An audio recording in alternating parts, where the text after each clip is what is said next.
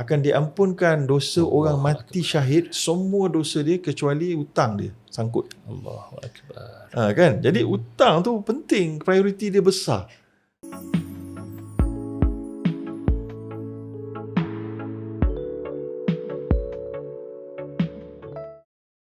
Assalamualaikum warahmatullahi wabarakatuh. Apa khabar semua rakan-rakan penonton di podcast Kompas 114. Kita sedang berada dalam bulan Ramadan Al-Mubarak, bulan yang kita semua berpuasa, menahan diri daripada makan dan minum.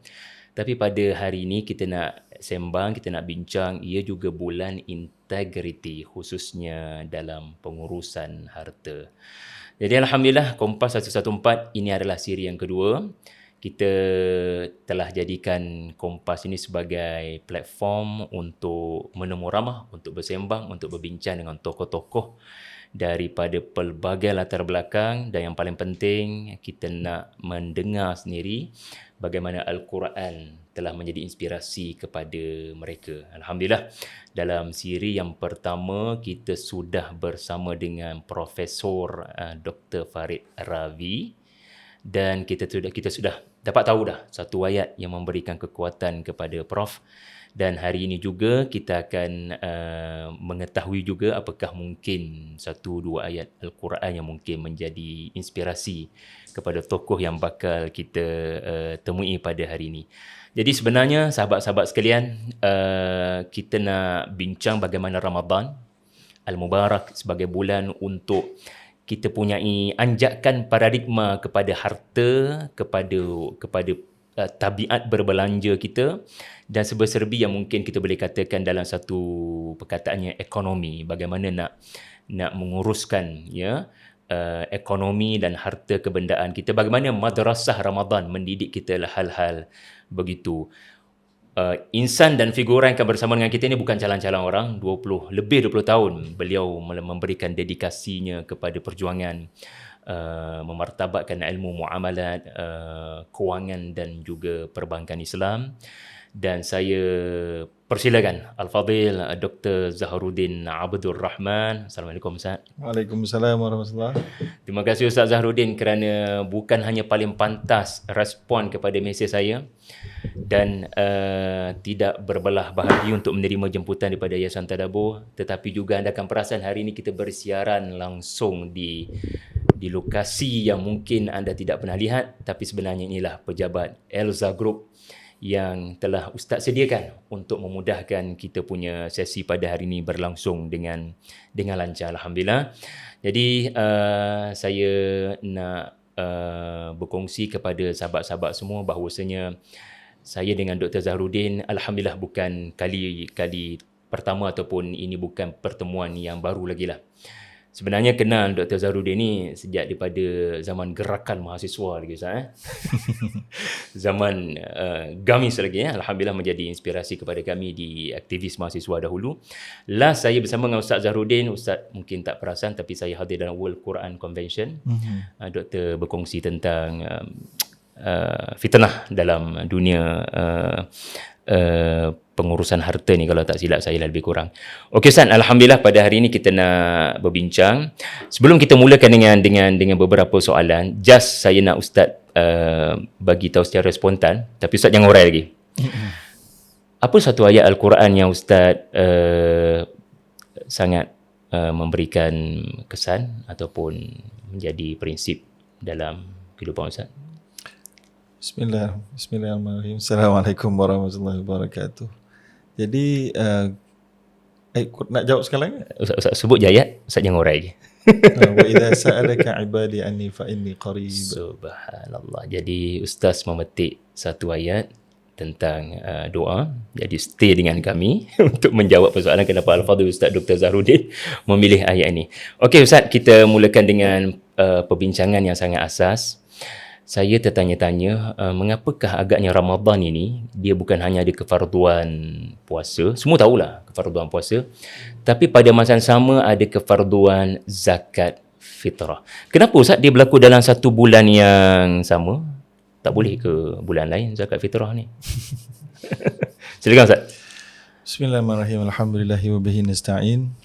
Soalan yang menarik yang mana dia sebenarnya untuk kita cuba lihat dan berikan perspektif yang segar sebenarnya kepada Ramadan itu sendiri.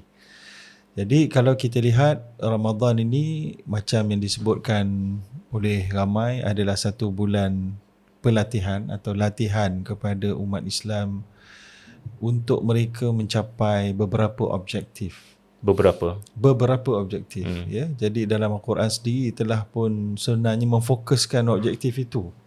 Dalam suratul Baqarah 182 kan? 183 sampai 188 188. Dekat situ sebenarnya ada satu package yang perlu kita capai dalam bulan Ramadan, yang merupakan bulan maghfirah, bulan Al-Quran, bulan keinsafan, bulan taubat, bulan taqwa, ya. Jadi kalau kita lihat kalau Ramadan ini kita selalu faham dia adalah puasa. Bila puasa itu dia sebenarnya mengurangkan berat badan. Betul, setuju. Mengurangkan makan, mengurangkan benda-benda yang mubah. Benda-benda yang mubah daripada sebelum ni diharuskan. Tapi pada siang hari Ramadan bagi mereka yang wajib berpuasa, maka mereka perlu mengurangkannya dengan tidak melaksanakan makan tersebut, kecuali wanita yang period lah. Maka pada waktu yang sama kita kena faham dia itu adalah satu proses spiritual juga. Dia ada physical, mengurangkan tubuh punya makanan, pendedahan kepada suami isteri dan sebagainya. Dan dia ada spiritual, iaitulah dia ada segala-galanya, doa makbulnya, amal ibadah digandakan. Dan dia juga perlulah lengkap, dia juga ada yang bersifat harta. Iaitulah ujian harta, yang mana zakat fitrah itu adalah melibatkan mengurangkan harta dari sudut fizikalnya. Kuantumnya berkurang kerana kita bayar zakat fitrah.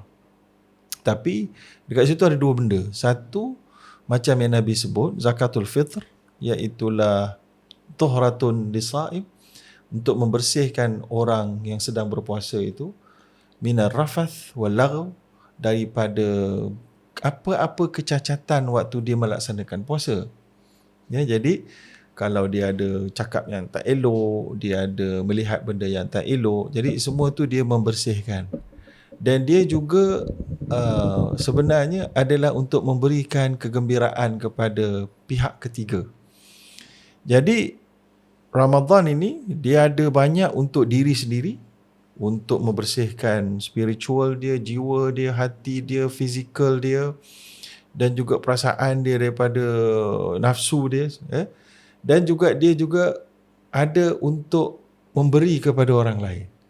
Jadi kita pun tahu bahawa disebutkan hablum minallah wa hablum minannas, tali Allah dan tali manusia. Jadi sama je dia punya syllabus dia, tali Allah dengan tali manusia itu sama dah juga dengan Ramadan. Ada juga untuk manusia lain memberikan kegembiraan kepada orang fakir miskin. Sebab tu 4 mazhab semuanya sebut kena beri sebelum raya kan. Dan disebutkan juga kalau selepas dah solat raya dia jadi sedekah jariah sajalah, dia sedekah saja. Tapi kalau sebelum tu adalah zakat, nak berikan kegembiraan kepada mereka yang kurang kemampuan. So ada juga tali kepada manusia tu.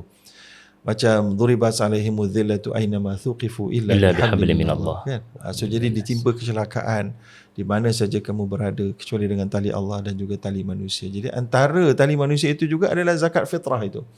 Selain daripada zakat-zakat yang lain, zakat-zakat harta yang mungkin belum sampai haulnya, maka tak wajib lagi pada waktu bulan Ramadan. Tak sampai lagi nisabnya, tak wajib. Tapi yang wajibnya adalah zakat fitrah bagi setiap diri yang hidup. Jadi itulah lebih kurang kita boleh nyatakan bagi saya satu falsafah yang nak melengkapi bulan training. Kenapa kita kata training? Sebab ada orang dia sensitif sikit bila sebut Ramadan ni training, sebab terbayang macam bukan dunia sebenar. Betul Sebab bila sebut training dia macam tak kira. Tapi Ramadan kira, dosa kira, pahala kira. Tapi kita maksudkan training tu dari satu sudut sahaja, iaitu sudut idza jaa Ramadan futihat abwabul jannah wa ghuliqat abwabun nar wa suffidatis syayatin. Kerana bila masuk saja bulan Ramadan, telah dibukakan pintu-pintu syurga, ditutup pintu-pintu neraka dan dibelenggu para syaitan. Lalu itu akan mendorong manusia, memudahkan, dia macam ada satu lonjakan untuk memudahkan mereka. Itu namanya training. Jadi macam musuh sebenar kita number one tu, Dia tak muncul lagi. tak muncul sebab dia kena ikat belaka. Jadi bila habis Ramadan nanti, mereka semua muncul. So kat situ medan peperangan yang lebih ketat akan berlaku. Jadi untuk training yang kita namakan tu, bulan tarbiyah, madrasah tarbiyah ke apa kita nak namakan, dia ada semua aspek, termasuklah ekonomi. Subhanallah, maksudnya Ramadan ni bukan hanya kita yang rasa, tetapi ada orang lain juga dapat rasa dia punya kebaikan, iaitulah asnaf dan mereka yang Allah ujilah daripada falsafah zakat fitrah ni. Saya suka istilah doktor tadi, iaitulah package. So Allah menyebut beberapa objektif. Kita duk nampak bertakwa sahaja, sebab yelah kita bertakwa ni tak semestinya orang akan rasa kebaikan daripada kita yang bertakwa, tetapi bila Allah sebut tentang perihal ataupun syariat rukun Islam ni, kita boleh nampak objektif tu boleh dirasai oleh orang-orang yang sangat memerlukan. Kalau lihat ayat 188 lah Ustaz, sebab kita sebutkan tadi dalam satu package, dan ini ayat terakhir dalam beberapa objektif tentang Ramadan. A'udzubillahi minasyaitanir rajim, wala ta'kulu amwalakum bainakum bil batil wa tudlu biha ilal hukam, dan janganlah kamu memakan harta sesama kamu dengan cara yang batil, dan kamu wa tudlu biha ilal hukam. Jadi satu perkara yang Masya Allah menarik sebenarnya, sebab rupa-rupanya ada objektif. Ingatkan menahan diri daripada makan dan minum pada waktu siang. Rupa-rupanya ada objektif juga, jangan makan harta yang batil. Bagaimana Ustaz melihat selaku pakar dalam bidang ini, insyaAllah? Bukanlah pakar sangat, cuma kita nak cuba berkongsi apa yang kita ada. Yang ini kita kena tengok lebih munasabat ayat tu, kena tengok lebih jauh sikit. Oh, suka-suka. Bab ni saya suka. Kan? Jadi kita lihat balik daripada 183. 183. Ya ayyuhalladzina amanu kutiba alaikumus-siyam kama kutiba alal ladzina min qablikum la'allakum tattaqun. So itu kira-kiranya macam start dia lah. Starting dia lah sampai pasal siam. Betul. Jadi saya teringat juga ada perbincangan perkataan siam berbeza dengan saumun. Kan Jadi tapi itu panjang sikit, yang lain cerita dia. Kemudian kita tengok ayat yang selepas itu cerita pasal macam hukum sikit lah, ayam ma'dudat, pasal disiplin macam mana nak melaksanakan puasa, boleh ada rukhsah dia. Kemudian syahrul Ramadan alladzi unzila fihi al-Quran, cerita pasal Quran sebagai objektif utama dalam bulan Ramadan dan apa fungsi dia. Kemudian wa idza sa'alaka ibadi wa fa inni qarib. Yes, ini ayat favorite Ustaz tadi ni. Subhanallah. Dia pun ada di dalam Ramadan punya package. Subhanallah. Jadi kalau kita tengok lagi selepas itu, uhilla lakum lailatus siyami rafathu ila nisaikum. Berkenaan dengan hukum juga, iaitu bersama isteri dan seumpamanya. Kemudian masuk kepada wala ta'kulu amwalakum. Kan? Tapi ada kemudian lagi. Kemudian lagi tu kita cerita kejap lagi. Semua kita nak completekan dulu package pertama. Ini nama package pertama. Package pertama? Package pertama. Uish, ada package kedua? Dia ada fasa kedua atau package kedua. Package pertama dia semua kita lihat adalah mengandungi hukum-hukum dan dan juga keringanan dan juga matlamat-matlamat dia. Ada kat situ la'allakum tattaqun. Ada kat situ la'allakum tashkurun. Ada dekat situ la'allahum yarshudun. Betul. Itu semua benda-benda yang dalam objektif Ramadan. Kemudian ada pula la'allakum yattaqun. Lagi sekali ayat 187. La'allahum yattaqun. La'allahum yattaqun. Kemudian wa antum ta'lamun ni cerita pasal makan harta orang secara salah. Jadi kalau kita lihat sebenarnya, kalau saya fahamlah dan saya juga melihat kepada tafsir-tafsir, ini sebenarnya adalah salah satu di antara matlamat Ramadan. bukan hanya bersifat spiritual diri individu yang tidak tersebar ke keluar.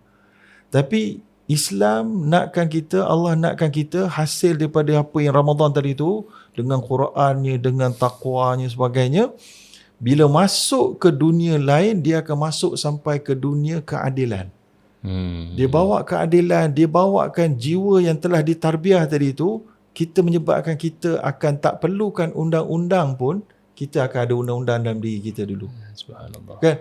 Jadi kita tak akan makan harta orang walaupun orang tak nampak. Macam puasa, kita tak akan makan walaupun orang tak nampak. Dan kalau orang tak nampak kita tengah buat rasuah, kita tengah curi duit orang, kita tengah pecah amanah, kita takkan lakukan. Wala ta'kulu amwalakum bainakum bil batil. Kemudian Allah highlight satu lagi. Bil batil tu termasuk semua benda. Tapi Allah highlight satu perkara yang penting. Wala watadlu biha ilal hukam. Apa maksud ni? Kita menyogok kepada hukam, kepada hakim-hakim. Kenapa yang ini seolah dia terkeluar daripada amwalakum bil batil? Dia macam spesifik kan. Spesifik. Dia macam ada special emphasis. Sudah tentulah kerana ini adalah masalah yang paling tinggi dalam kestabilan sesebuah negara. Allahu akbar. Sebenarnya dia dah masuk bidang politik. Bidang politik, ya. Dan bidang politik itu akan disambung selepas itu lagi. Kalau perasan, macam mana Allah nakkan ketakwaan daripada Ramadan, kesedaran tentang hudan linnas wa bayyinati minal huda wal furqan, iaitulah Al-Quran itu sebagai petunjuk, dan kemudian faham bahawa Allah itu dekat, mintalah kepada Allah. Wa idza sa'alaka ibadi fa inni qarib. Semua hasil mahsul daripada kesan natijah daripada Ramadan itu perlu dibawa ke dalam jiwa kita, keluar dalam berinteraksi dengan semua orang manusia yang lain, tak mengambil harta mereka, tak pecah amanah, dan yang paling kena jaga, jangan rosakkan sistem kehakiman dengan menyogok hakim untuk kita menang. Sebab itu runtuh, tak ada lagi ada orang baik dan jahat. Orang baik akan terus rasa baik aku jadi jahat. Sebab kalau aku terus jadi baik, aku lawan kat mahkamah, aku kalah. So tak ada erti lagi dah jadi baik. Itulah dia masalah yang sangat besar dalam sesebuah masyarakat bila mana sistem kehakiman gagal dipertahankan, bersifat adil dan dilihat adil adalah sangat-sangat penting. Adil dan dilihat adil. adil. Jadi dia kena jaga dua-dua. Okay. Macam Nabi SAW balik malam-malam, masa Safiyah datang jumpa, Nabi pun mengiringi Safiyah. Dua orang sahabat, famara rajulani minal ansar, tiba-tiba dua orang lelaki ansar nampak Nabi daripada jauh dalam gelap dengan seorang perempuan yang mereka tak cam, kan? Maka Nabi pun kata ala rislikuma, Nabi kata tunggu Nabi suruh tunggu. Nabi pun kata innaha Safiyah, ini Safiyah ni. Oh ya Rasulullah, kami tak sangka buruk kat kamu. Nabi kata tak apa, aku cerita supaya alla yukhzafa fi qulubikuma syarra, supaya syaitan tak lontar perkara buruk dalam hati kamu. Jadi para alim ulama kata ini adalah sadu zari'ah. Jadi benda yang adil kena berusaha untuk dilihat adil juga, ya. Jadi lepas tu kita tengok tentang haji, lepas tu sambung, maknanya haji ini rukun Islam juga. Betul. Dan lepas tu sambung pasal waqatilu fi sabilillah. Jihad, politics. Ya. So jadi kita daripada ya ayyuhallazina amanu kutiba alaikumusiyam, dibawakan semua mesej tu dengan yang begitu syarat untuk dibawa ke dalam kehakiman pentadbiran, dibawa ke dalam haji untuk melengkapkannya, kemudian dilengkapkan dengan sistem, dengan jihad fi sabilillah dan juga politik. Jadi itulah yang kalau boleh saya kongsi. Saya tak tahu saya boleh sampaikan tak mesej yang begitu besar ini. Saya cuba. Mungkin nak kena sekali sesi lagi supaya saya boleh memudahkan lagi dia punya gambaran dia. Kalau boleh lukis, kita sama-sama lukis. Betul. Buat infografik. Cuma poin dia dekat sini sangat sesuai. Benda tu bukan kat situ. Bukan tiba-tiba kenapa benda asing berada di celah-celah perkara-perkara ibadat khususiyah. Tidak. Dia sebenarnya ada matlamat dia yang sangat besar untuk dibawa keluar. Terima kasih Dr. Zahruddin. Saya harap sahabat-sahabat asatizah, kumpulan-kumpulan yang Allah berikan ilmu agama, kita kena ambil ayat-ayat Allah secara keseluruhan. Dia tak boleh ambil secara terpisah-pisah.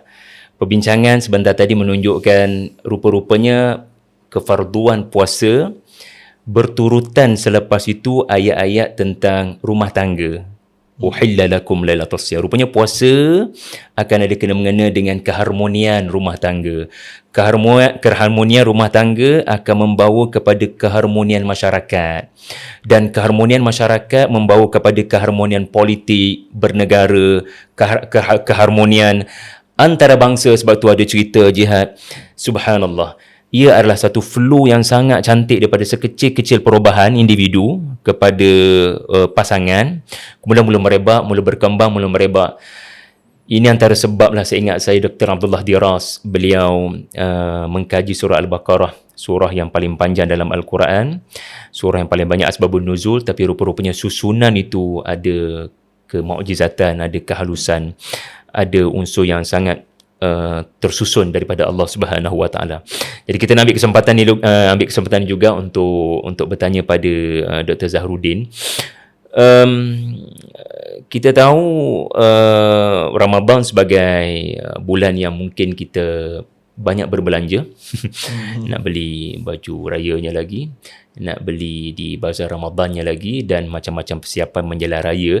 Saya percaya mungkin ada kalangan kita yang tak perasan ada perkara yang boleh dianggap sebagai kesalahan ataupun kesilapan. Mungkin doktor boleh kongsikan. Kalau tak 3 pun, 1, 2 pun tak apa. Mana-mana yang sempat Ustaz. Apa agaknya kesilapan dalam hal mengurus kewangan bila masuk sahaja bulan Ramadan ni?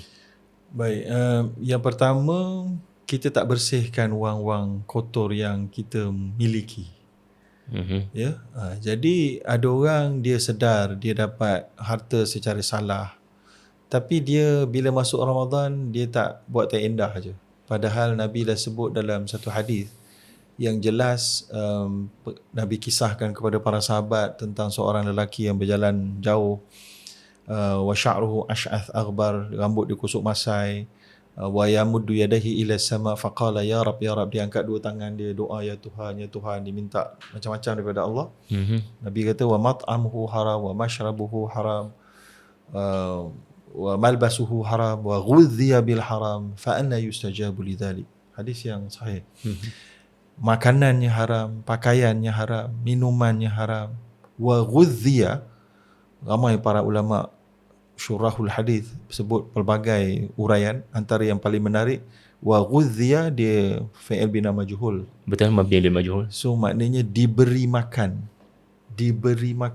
So ada alim ulama silam yang menyebutkan itu juga menunjukkan ketua keluarga beri nafkah, beri makan kepada orang di bawahnya, isteri dan anak-anaknya dengan duit haram. Innalillah. Boleh faham tak? Maknanya bila kita makan dan diberi makan dengan duit haram, dia memberi kesan apa? Fa anna yustajabu lidzalik. Bagaimana mungkin doa dia nak dimakbulkan?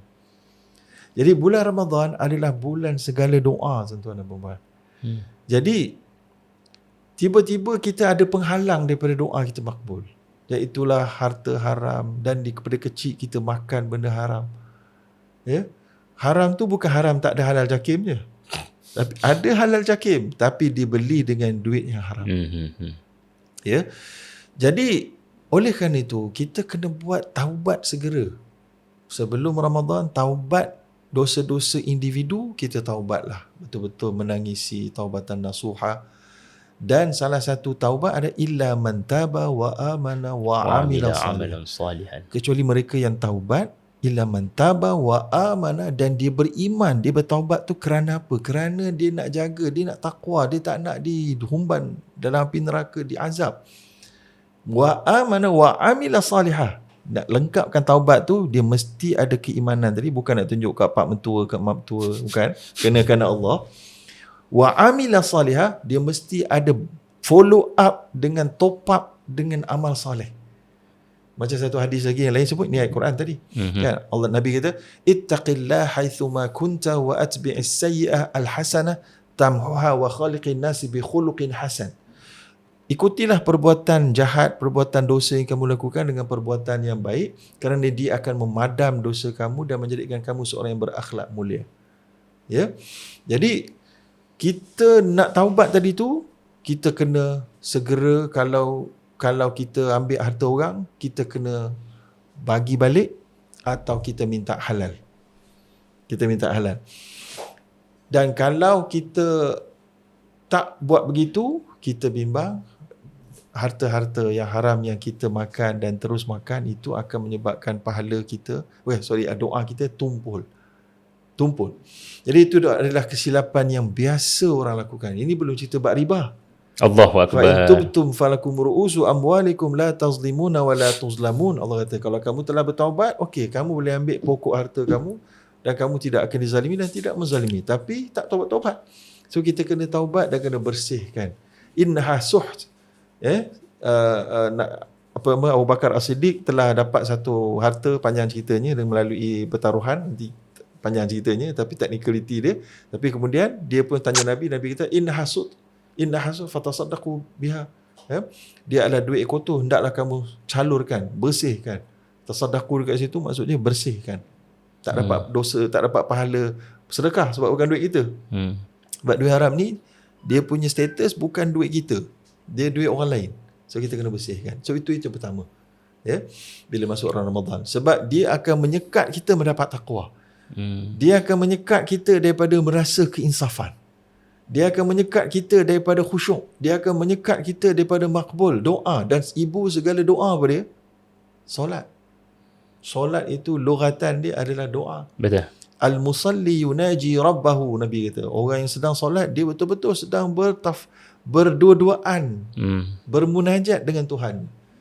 So ini pun akan jadi tumpul.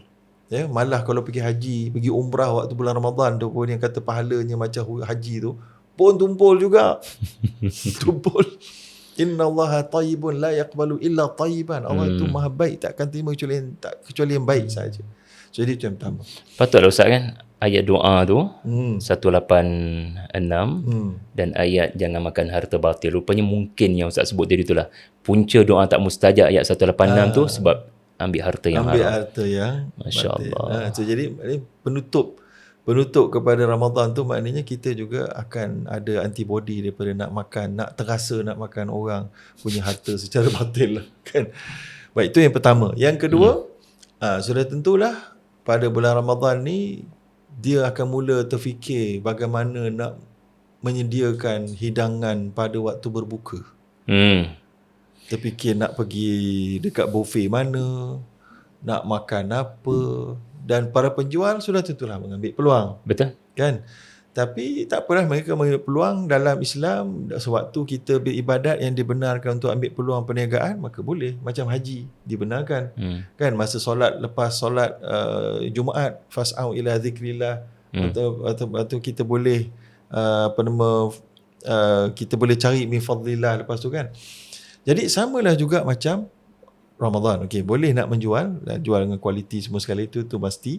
Tapi kita ni sebagai pembeli yang nak ambil roh Ramadan untuk kita serap, adakah patut kita ni nak hasilkan takwa? Takwa ni maksudnya sangat berhati-hati. Setiap satu kita nak beli, kita akan filter.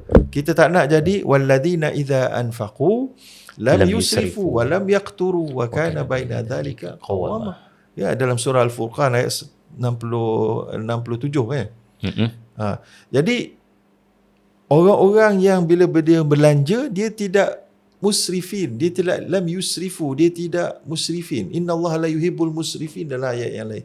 Allah tak suka orang yang boros. Boros ni maknanya dia beli benda harus tapi lebih daripada keperluan.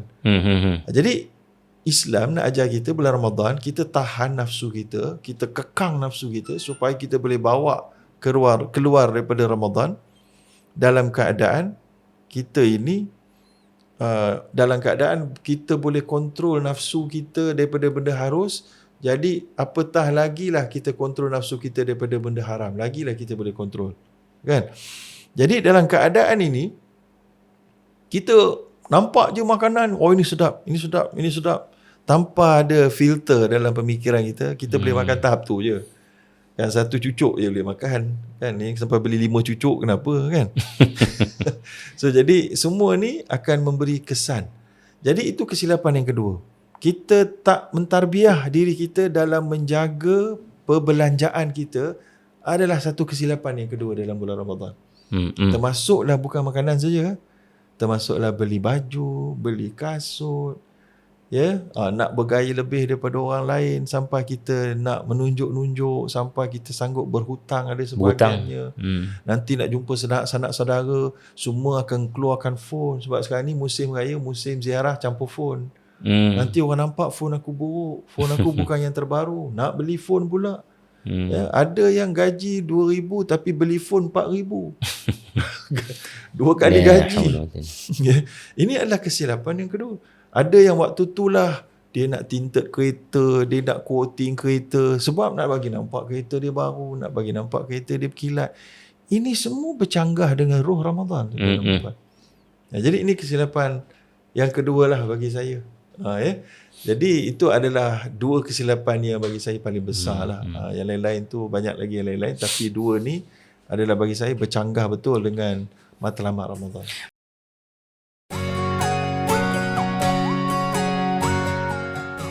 Tak kira di mana anda berniaga, di bandar yang sibuk atau di kampung yang tenang, setiap peniaga perlukan cara pembayaran yang mudah, cepat dan selamat.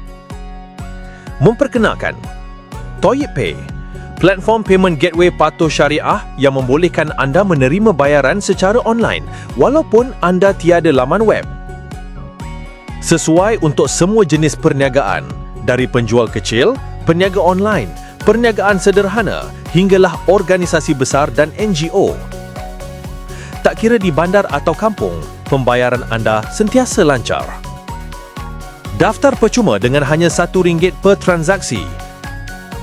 Kami juga menawarkan pakej santai tanpa caj transaksi khusus untuk organisasi berkaitan agama Islam yang tidak berorientasikan keuntungan. Semuanya direka untuk memudahkan perjalanan perniagaan anda.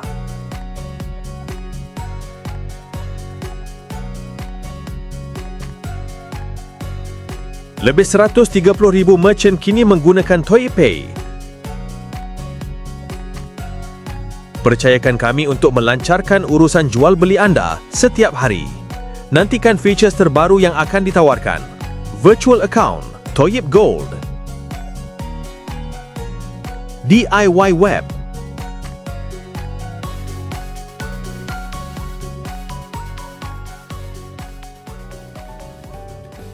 sertai kami hari ini. Mudah, cepat, selamat. Itulah Toyib Pay. Daftar akaun Toyib Pay sekarang. Layari toyibpay.com.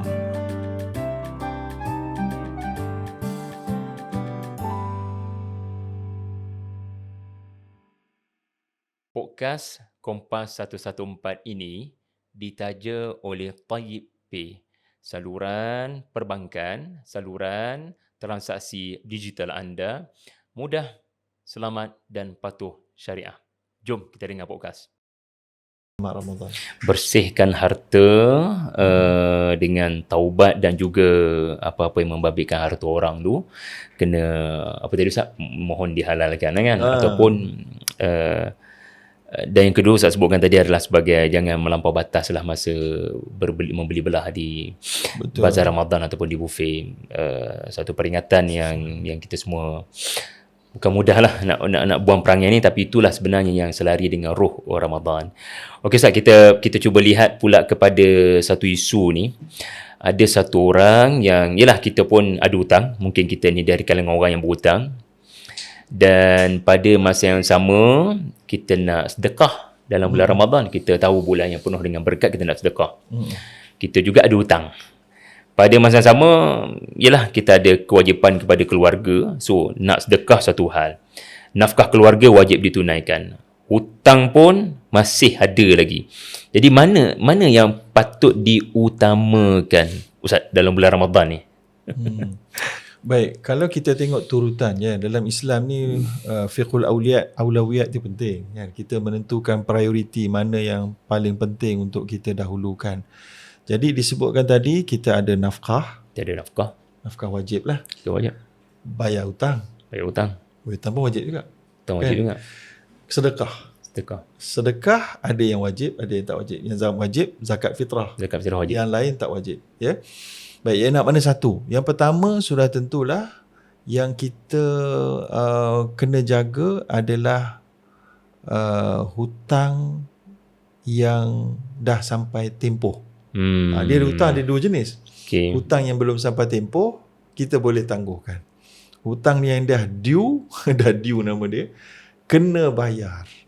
Ya, kerana Nabi kata matlul ghani zulmun. Orang yang menangguh hutang sedang dia mampu bayar, dia adalah orang zalim, berdosa. Jadi kita tak nak masuk dalam bulan Ramadan dosa. Yang kedua, kalau kita mati dalam bulan Ramadan, ramai yang kata aku nak mati dalam bulan Ramadan. Tapi Nabi kata yughfaru li syahid kulla syai'in illa dain.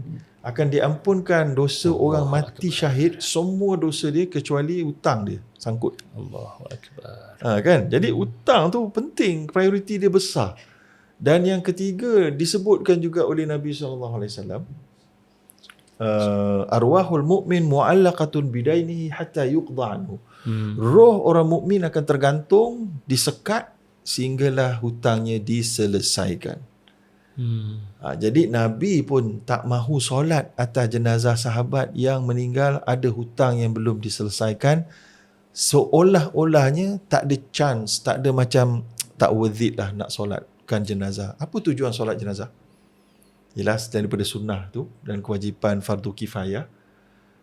Fardu ain kalau tak ada orang, kan fardu kifayah kalau ada orang buat. Maka apa tujuan dia? Untuk dapat doa orang tu, yang penting tu.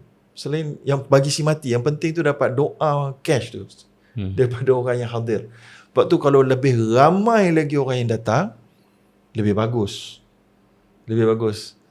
Bila sebut pasal ini, saya selalu ingat satu tadi Ustaz Syahri tanya saya satu ayat Quran yang paling saya ingat. So ini jawapannya. Dah sebut tadi. Ada satu lagi hadis yang selalu saya selalu ingat. Masya Allah. Berkaitan dengan perkara inilah. Okay. Ya, saya saja selit. Itu yang mahal. Sebab apa? Sebab kita bila mati, agaknya berapa ramai yang akan turun solat jenazah kita. Agak-agak. Penuh satu masjid, setengah masjid. Penuh satu masjid atau tidak. Kita nak doa mereka. Tapi mereka tak kenal kita. Mereka tak rasa kewujudan kita memberikan manfaat. Mereka tak mau turun. Sebab tu turun pergi solat jenazah itu Nabi ganjari satu qirat, satu gunung emas pahala dia, ya. Tapi itu pun ada orang tak mau pergi sebab dia rasa macam dia tak ada apa-apa dalam hidup aku. Jadi macam mana kita nak bagi ramai yang doa untuk kita ni? Maka saya teringat satu hadis yang saya pegang betul-betul. Iaitulah innallaha malaikatahu wa ahlas samawati wal aradin la yusallu wa hatta al-hud wa atan namli fi juriha la yusalluna ala muallimin nasi khaira. Muallimin nasi khaira. Yes, hadis riwayat Tirmizi. Iaitulah Allah dan para malaikat, para ahli langit dan bumi, termasuk ikan di lautan, termasuk semut-semut dalam sarangnya, akan mendoakan keampunan bagi orang muallim yang mengajar orang lain akan kebaikan. Jadi sebab itulah Ustaz Syahri ni dia suka nak buat podcast ni, nak mengajar orang lain kebaikan. Ya. Wow. Jadi kita ajar tu, kita tak payah bimbang dah tak cukup orang nak solat jenazah kita. Ikan-ikan, semut-semut dalam rumah kita tu pun, ya Allah, tak berapa juta. Kat rumah orang satu dunia punya semut doa untuk kita. Alhamdulillah. Jadi itulah dia nak sebut tu, kan? Dah lupa ada selingan kan. Jadi kita masuk balik tadi. Itulah topik kita tadi tentang hutang, nafkah, sedekah tadi. Masya-Allah. Baik, jadi Ustaz ada sebut hutang tadi, utamakan hutang, selesaikan hutang. Selesaikan hutang dulu, kerana kita tak nak macam orang mati syahid, semua dosa diampunkan kecuali hutang je sangkut. Jadi itu yang pertama, hutang.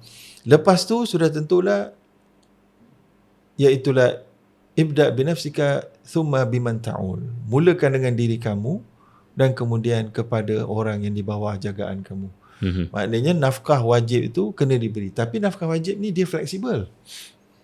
Kalau kita itu adalah orang yang miskin, nafkah wajib kita tahap kemampuan kita. Jadi isteri tu kena accept. Kalau isteri tu seorang CEO, suami dia seorang yang tak ada pangkat, gaji pun gaji minimum, kan? So isteri dia kata baju raya kita saya mampu tahap ni. Ya, baju raya pun nak kata pun nafkah, kita tak termasuklah nafkah. Baju untuk pakai hari-hari itu nafkah. Kan? Tapi baju raya tidak. So kita pakai baju tahun lepas, pakailah. So kalau isteri tu rasa tak apa saya belanja, alhamdulillah. Alhamdulillah kalau belanja. Kan, jadi sebab sedekah, antara sedekah yang paling baik, dia ada banyak situasi sedekah ni jadi paling hebat. Antaranya kepada orang yang paling dekat dengan kita, iaitulah ahli keluarga kita. Asilah wasadaqah. Nabi kata dapat 2 pahala. Satu, pahala merapatkan hubungan silaturahim. Yang kedua, dapat pahala sedekah. Jadi yang paling dekat dengan kita selain pada ahli keluarga kita, suami kita lah. Jadi sedekah untuk suami. Ramai lupa beli baju raya ni kena niat sedekah rupanya.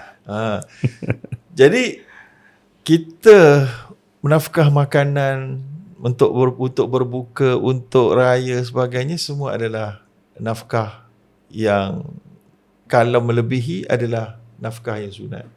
Yang wajib tadi cukup-cukup. Ya, sebab tu dia nombor 2. Yang wajib tadi yang bayar hutang tu nombor wajib. Yang due. Kemudian barulah lepas tu zakat fitrah. Zakat fitrah mungkin tak berapa berat sebab dia RM15 betul saja, kan. Tapi lepas daripada tu sedekah. Jadi ada orang kata saya tak cukup duit lah doktor ataupun ustaz, saya cukup-cukup nak bayar hutang, duit pun tak ada dah, nafkah pun bolehlah cukup lah, bayar zakat fitrah dah ada bajet, nak sedekah apa lagi? Bulan Ramadan, Nabi dekat 10 akhir Ramadan paling pemurah macam Rihal Mursalah, tapi saya tak boleh tiru. Oi, salah. Ya, bagilah 10 sen. Fattaqullah mastata'tum. 10 sen ni kita mampu, mungkin lebih besar daripada orang bagi 100,000. Orang yang mampu bagi 100,000, bagi 100,000 tu sebenarnya bernisbah kepada duit cash yang dia ada sebenarnya agaknya 10 sen, less than 10 sen. 5 sen, 2 sen agaknya. Allah. Jadi kamu yang ada sikit duit, kamu beri juga, sedekah tu bertambah hebat. Al-juhdu min muqil, Nabi kata. Antara sedekah yang paling hebat adalah yang berjihad, bermujahadahnya seorang yang tak ada duit, yang muqil, yang ada duit sikit, dia bagi juga. Itu kalau nak sedekah konteks duit. Tapi sedekah juga boleh dalam bentuk tenaga, dalam bentuk percakapan baik, dalam bentuk senyum. Semua sedekah. Kan? Jadi tak boleh nak buat alasan kita tak ada cash, duit, kita tak boleh sedekah. Kita tetap boleh sedekah. Malah kalau masjid ada buat kutipan, kita kata bagi saya tolong iklankan. Kita tak ada duit, tapi kita tolong iklankan masjid punya derma untuk bina masjid sebagainya. Itu pun sedekah. Kita pun dapat pahala sedekah orang bagi duit tu, kita pun tumpang sekali. Jadi semua tu boleh, tak boleh ada alasan. Terima kasih Ustaz Zahar. Ustaz Zahrudin, kita diperjelaskan dengan nombor 1, selesaikan hutang yang dah sampai due. Kemudian kita baru fokus kepada nafkah yang betul-betul dalam definisi nafkah yang wajib, and then baru kita fokus kepada menyempurnakan rukun zakat fitrah lah. Okey Ustaz, seterusnya puasa, kita dah bincang tadi tentang iftar. Kita semua kadang boleh sampai ke tahap berlebih-lebihan, sampai tak membazir, sampai lupa roh sebenar puasa ni ataupun Ramadan ni adalah nak tarawih malam tu. Jadi kalau Ustaz boleh bagi mungkin ada tak teguran Ustaz kepada, bukan hanya kepada masyarakat, tetapi mungkin juga kepada peniaga ke apa kan, yang berniaga ni, kokolah ada perkara yang saya rasa kita boleh perbaiki supaya kita tidak tergolong dari kalangan orang yang membazir dan orang tak capai maqasid Ramadan tu sendiri. Baik, bagi orang yang berniaga bulan Ramadan ni, tanggungjawab dia besar. Dia buat gerai dekat bazar Ramadan. Jadi waktu ni dah peluang dia nak dapat duit raya, dia kata kan. Tapi kena jujur dengan amanah. Jangan pada bulan Ramadan ni lah kita baru nak berniaga, pengalaman tak ada, buat ketupat pun tak reti, buat karipap pun tak reti. Kita buat karipap angin bagi orang. Jual mahal. Nabi kata, ya ma'syarat tujar, inna tujara yub'athuna yawmal qiyamah fujaran illa man ittaqa wa bar. Wahai para peniaga, Nabi kata, sesungguhnya ketahuilah, ramai para peniaga dibangkitkan di akhirat kelak sebagai seorang yang celaka, jahat dan akan dihukum. Ya. Tetapi Nabi juga bagikan satu ruang yang lain. Nabi kata, inna at-tajir as-saduqul amin ma'an nabiyyin wa siddiqin wa syuhada wa hasn. Ya, iaitulah para peniaga yang jujur lagi amanah akan bersama dengan para nabi, dengan para siddiqin, dengan para syuhada. Jadi ada satu keadaan peniaga yang tak jujur akan bangkit sebagai orang yang malang lagi dihukum dalam neraka. Ramai pula tu. Illa man ittaqa wa bar, kecuali mereka yang jujur lagi amanah dan bertakwa. Jadi kita kena jadi peniaga yang begini. Jangan pakai minyak makanan yang tidak berkualiti, yang kita sendiri pun tak nak makan tapi kita jual dekat orang. Yang dah basi kita campur dengan yang segar supaya bertambah banyak. Kan? Jadi ini semuanya kita sendiri pun tak mampu nak makan lah. Kemudian bekas-bekas orang kita masukkan balik, kita basuh pula, masukkan balik dalam periuk. Ini semua tak jujur, ya. Dan tak jujur dan tak amanah dan akan dihukum. Dan kalau bulan Ramadan pula tu dibuat, lagi lah kesian. Bulan Ramadan pahala berganda, dosa berganda tak? Betul juga. Yes, dalam kitab Fiqh Siyam Al-Qaradawi semua huraikan bahawa dalam bulan Ramadan betul tak ada nas hadis yang jelas menunjukkan dosa berganda. Berganda berapa kali ganda? Kalau puasa ada ila sabati mi'ati dha'f ataupun lebih kan, 700 kali ganda ataupun lebih. Fa innahu li wa ana ajzi bi, Allah kata dalam hadis qudsi, kerana dia untuk aku yang beri ganjaran. Tapi dalam fiqhul mizannya, kalau seseorang dan juga qiyasnya, Allah sebut dalam Quran, macam mana ayat dia, bi ilhadin bi zulmin nudhiqu azaban alim, di situ lebih kurang Di'afain. Bukan, cerita pasal Mekah, yang mana kalau sesiapa yang ingin buat satu perkara yang tak elok dan berniat saja, belum buat lagi. Sekejap, saya cari ayat dia. Tak apa, kita podcast kita bukan macam dalam TV. Apa dia tadi ayat Ustaz? Sekejap. Lebih kurang dia punya kata kunci tadi. Ni. Okey, jumpa dah. Surah Al-Hajj ayat 25. Ya. Wa may yurid fihi bi ilhadin bi dhulmin nudhiqhu min azabin alim. Tu dia. Iaitulah erti je, barang dan sesiapa yang berazam melakukan di situ, waktu ketika di Mekah tu, di tanah haram tu, sebarang perbuatan yang dilarang dengan cara zalim, kami akan merasakannya azab yang tidak terperi sakitnya. Ini juga disebutkan dalam kitab Wahbah Zuhaili, Fiqhul Islami wa Adillatu. Dia sebut antara yang orang tak perasan, bahawa pahala berganda, solat beratus kali, ribu kali ganda, tapi kita tak jaga niat nak buat benda zalim dekat situ, kita berdosa dah, walau belum buat. Special case dekat tempat lain, niat belum buat, tak kena. Wa idza hamma ahadukum bi hasanatin falam ya'mal kutibat lahu hasanah. Kalau berniat berazam nak buat baik, Allah akan bagi kamu pahala walaupun kamu tak buat. Ataupun idza hamma ahadukum bi sayyi'ah, ataupun kamu nak berniat berazam buat jahat tapi tak buat, tak kena apa-apa. Tapi dekat Mekah lain, special case.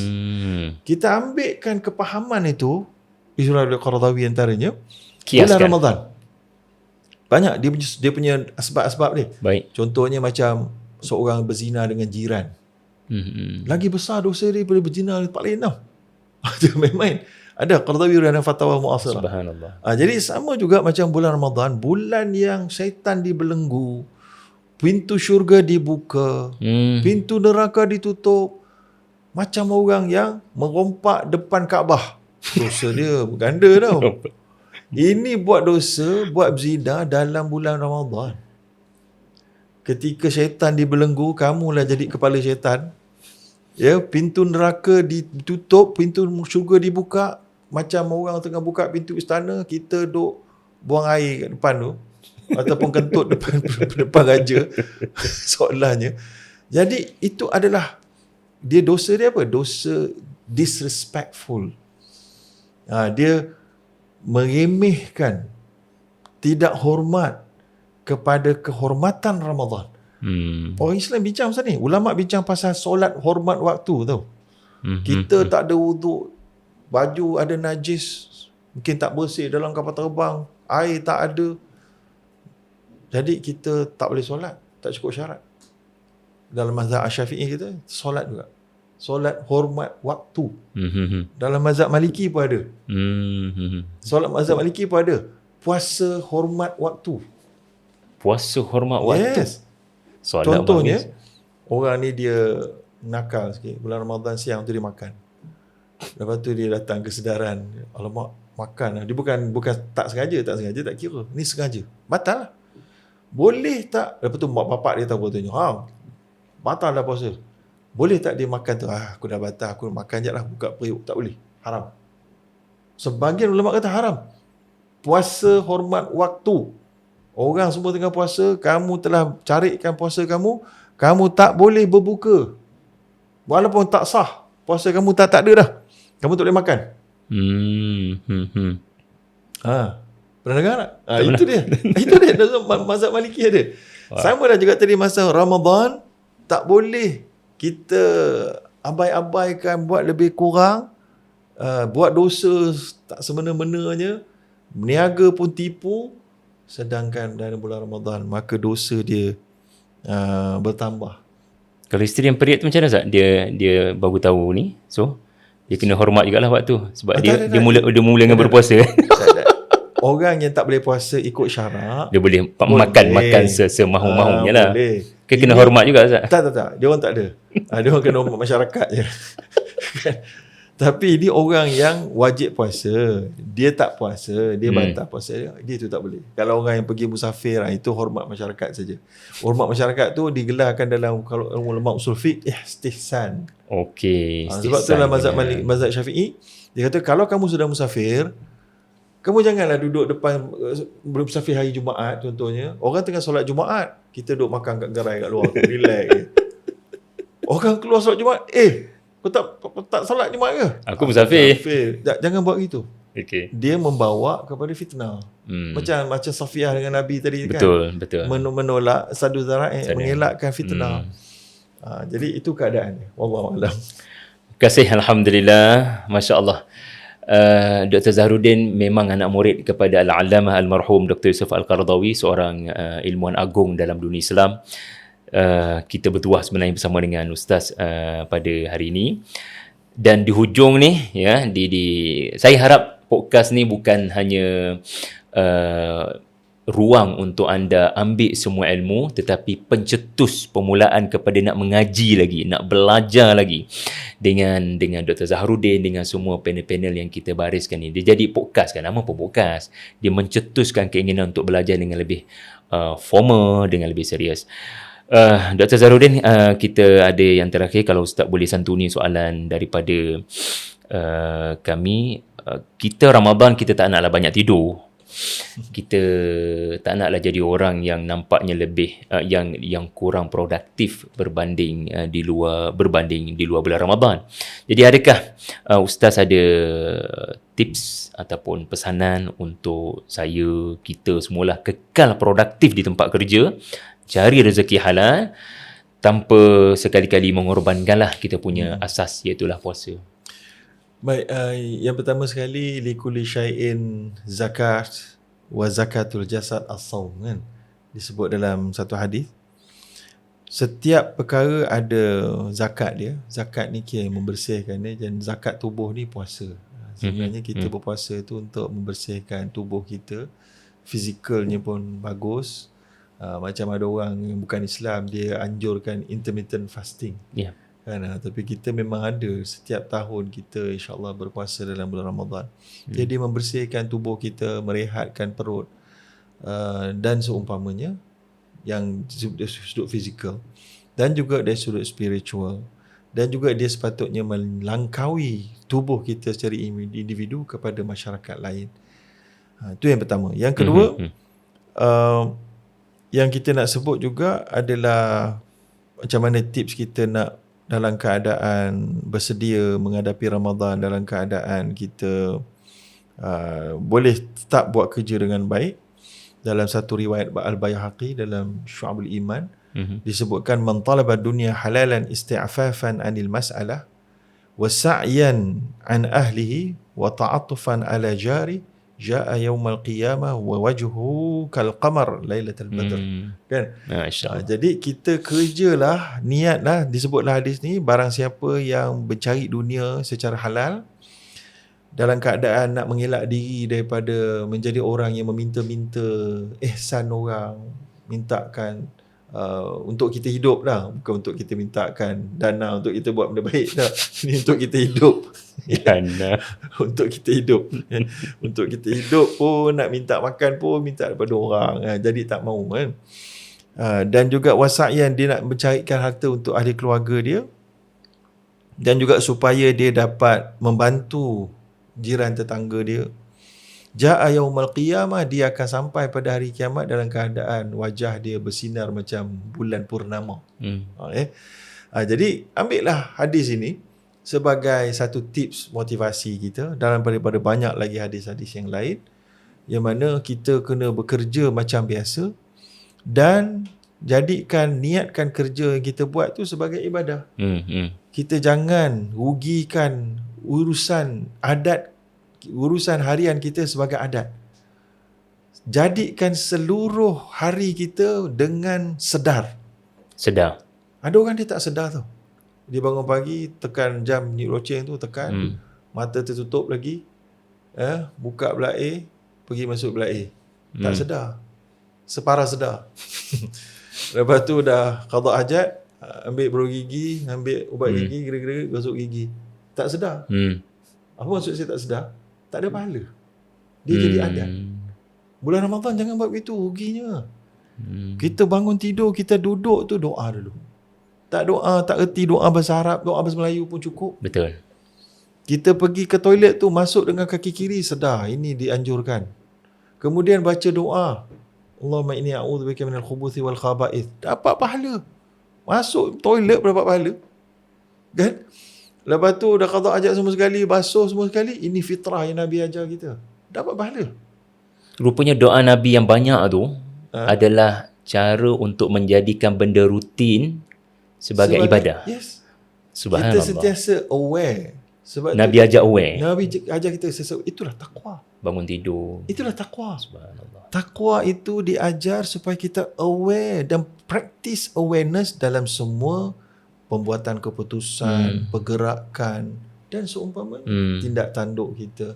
Jadi bila ambil beru gigi, kita teringat Nabi kata, Nabi sebut, laula asyqa ala ummati la amartuhum bisiwak inda kulli salah. Kalau bukan kerana susah, aku dah wajibkan umat aku bersugi setiap kali sebelum solat. Dan juga Nabi dah tunjukkan bangun tidur pun sugi. Sugi itu disebut oleh Ibn Qudamah dan kitab Al-Mughni, sunnah dia ada dua. Satu, iaitulah bersih mulut. Maqsad dia, objektif. Kalau kita pakai kayu sugi pun dapat, kalau pakai berus gigi pun dapat. Jadi pakai berus gigi dapat, kalau pakai lagi kumur-kumur mulut dengan chemical apa tu sebagainya yang selamat tu pun dapat. Kita buat benda tu pun kita aware, maka kita akan dapat lagi banyak ganjaran insya-Allah. Lepas tu basuh tangan dulu sebelum buat benda lain pun sama juga. Kan jadi macam Nabi bangun tidur, Nabi basuh tangan dulu. Sebab mungkin tangan tak tahu letak kat mana, kotor ke tak kotor, jangan letak kat muka dulu kan. Semua itu sebab tu saya buat buku saya 100 amalan 100 amalan dalam 24 jam. Kena dapatkan tuan-tuan di Iman Publication. Masya Allah. Jadi itu untuk bagi kita aware. Jadi bila kita dah terbiasa aware, setiap menjadikan kita convert semua adat kepada ibadat, Tapi dengan syarat, ada syarat-syarat dia lah. Jangan benda maksiat pun kita nak convert juga. Nak buat maksiat, bismillahirrahmanirrahim, mencuri. Itu dah penghinaan. Yep. Itu dah berdosa. Betul. Kan? Jadi macam ada orang-orang tertentu lah kan. Jadi bila mana dia buat benda dosa, dia nak kurangkan rasa dosa, dia akan kata ini adalah dia baca doa sikit ke. Ini semua tak terpakai. Ini menjadikan lebih berdosa lagi. Jadi saya nak bagi maklumat kat sini supaya kita aware. Sebab kita tahu tau. Jadi saya nak kongsi satu benda. Saya selalu terfikir bila saya masuk 5 series ni. Subhanallah. 51 Yes. this year. Ustaz dah sampai dah? Belum. Belum 44 Ustaz. Bila kita sampai, siapa-siapa yang berumur 50 ke atas, kalau tak sampai pun tak apa. 40 pun boleh fikir. Ya. Saya fikir kan, bila saya sampai 51, saya teringat saya dah belajar dulu di 25 tahun kerja. Dulu saya keluar tahun 1998, 97. Saya tak tahu dah lepas ni saya akan ada lagi tak 20 tahun akan datang. Cuma saya tak tahu macam mana nak bagikan dia impak tu. Saya boleh sebut, okay, 25 tahun yang lepas saya dah masuk dalam instansi kewangan Islam macam tu. Saya tak tahu saya akan ada lagi 25 tahun tak. Untuk pada 25 tahun akan datang, saya akan sebut 25 tahun lepas, saya mungkin tak ada dah 25 tahun tu. Rupanya umur saya dah makin dekat dengan penghujung. Kan? So jadi, kalau kita tengok statistik yang dikeluarkan oleh kerajaan, umur lelaki purata sekarang ni 75. Perempuan 78. Perempuan lambat sikit meninggal. Lelaki awal sikit dengan bebel banyak sangat. Okay. So jadi perempuan 75. Lelaki 75. Itu kalau yang ada rezeki lah. Iyalah. Jadi kalau yang tak ada rezeki ni, ramai dah orang dengan sebab macam-macam yang mati tiba-tiba ni. Tiba-tiba umur dah 50, 40 pun sama. Kita masih lagi macam mencari dunia dan tak aware tentang akhirat. Dapat Ramadan tapi macam tak dapat. Ya Allah, betapa ruginya. Yeah. Kan, jadi kita kena beza. Masa muda dulu memanglah otak ligat, buat macam dunia macam-macam. Bulan Ramadan kita tak ambil tumpuan yang betul. Tapi umur dah 40 lebih ke atas ni tuan-tuan. Ya Allah, jangan kita rugikanlah. Masa tu tak banyak dah. Masa tak banyak. Dan Nabi pun ajar, ada seorang yang mati syahid, tapi ada kawan dia seorang lagi tu, umur dia tak setahun je lagi, dia sempat dapat Ramadan. Yang dapat Ramadan, yang isi Ramadan dengan baik ni, dia punya kebaikan dia dengan yang mati syahid ni, yang mati tahun lepas tak dapat Ramadan, macam langit dan bumi. Menunjukkan besarnya fadilat orang yang menggunakan Ramadan betul-betul untuk mendapatkan tujuan dan matlamat Ramadan. Walaupun satu Ramadan berbanding orang yang tak dapat tahun lepas, walaupun orang tahun lepas tu mati dalam keadaan yang hebat, yang mati tahun ini selepas dapat Ramadan mati tak berapa hebat, orang yang mati kemudian yang dapat Ramadan tu lebih hebat daripada orang sana. Dia sebut dalam hadis panjang lebar. Jadi sama-sama kita renungkan dengan umur kita yang berdetik, setiap detik semakin menghampiri, yang apa yang kita nak bawa dalam alam barzakh kita. Jadi bulan bonus, bulan Ramadan adalah waktunya.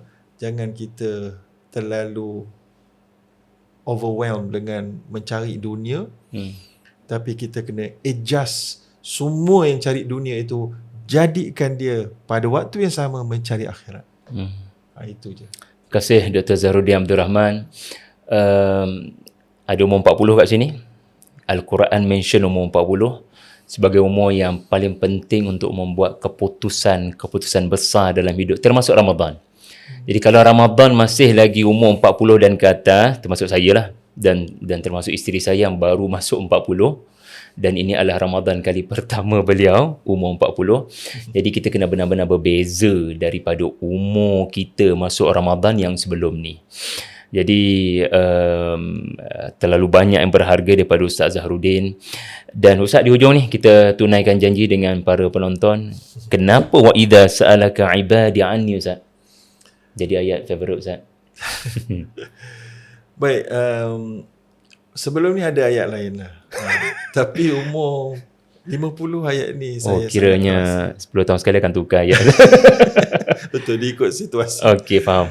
Jadi bila pada umur yang macam ni kita terasa sangat kebergantungan kita kepada Allah Subhanahu Wa Taala itu, dan kita kadang-kadang kita mula terasa pencapaian kita banding dengan orang, kita punya apa yang kita ada kita banding dengan orang.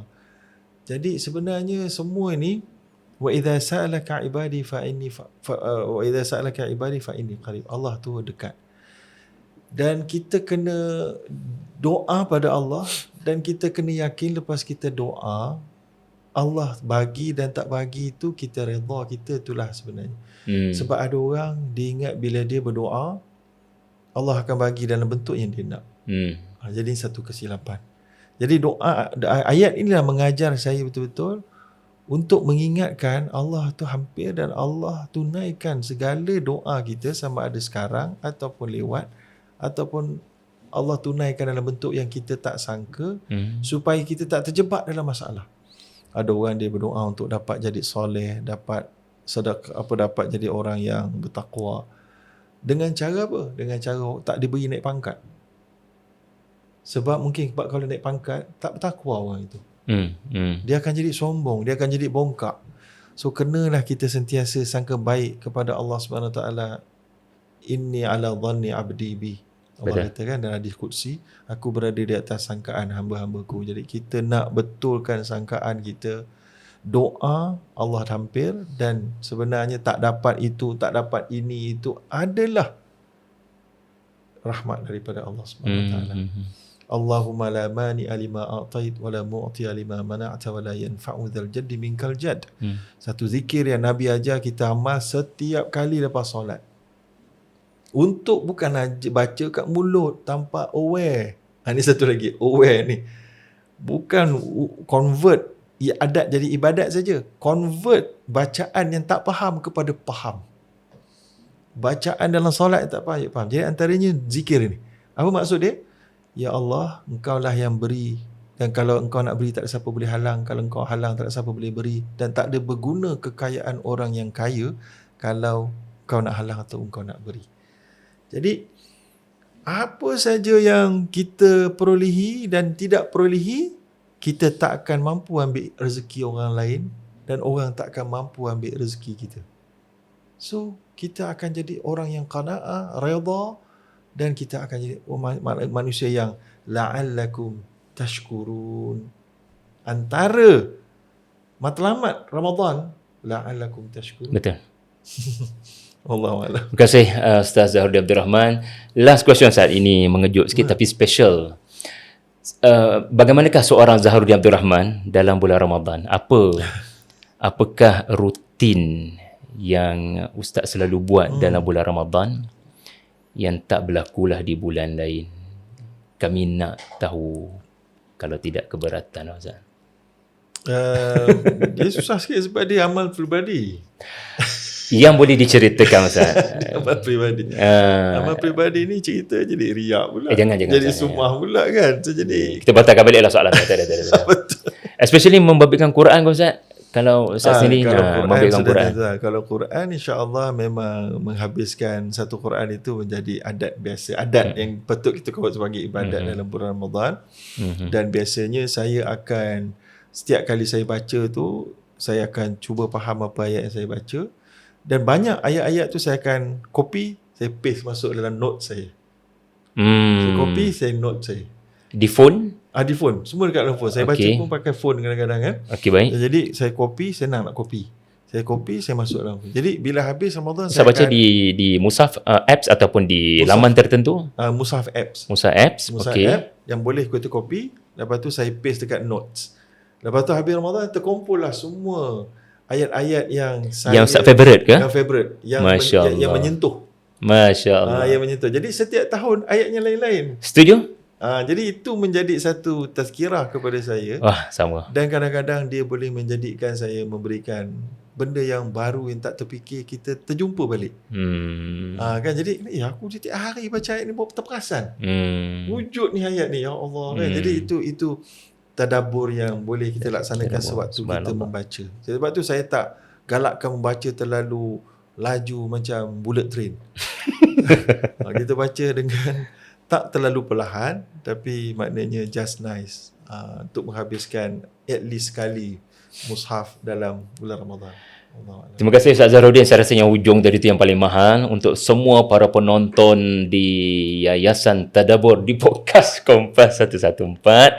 Terima kasih Ustaz Zahruddin Abdul Rahman kita. Saya sangat hargai masa Ustaz. Kita hampir 1 jam bersama di sini dan kita juga sudah diberitahu ayat yang memberikan kekuatan pada Ustaz Zahruddin. Dr. Farid sebelum pun kita sudah diberitahu. Jadi kita akan menyempurnakan ibadah puasa ini dengan sebaik mungkin insya-Allah. Dan saya mendoakan kepada semua agar dari semasa ke semasa Ramadan anda, tarawih anda, Quran anda always yang lebih baik daripada sebelumnya.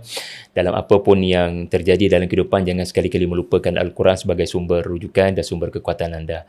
Baik tuan-puan sekalian, kita temui anda lagi di sesi yang akan datang dalam podcast kita siri yang ketiga. Sila komen siapakah panel yang mahu anda cadangkan untuk ke depan daripada mana-mana latar belakang, asalkan mereka dari kalangan orang yang terkesan dengan Al-Quran. Terima kasih semua. Terima kasih pada Tayyib Pay juga yang menaja kita punya sidang pada hari ini. Barakallahu fikum. Assalamualaikum warahmatullahi wabarakatuh. Assalamualaikum.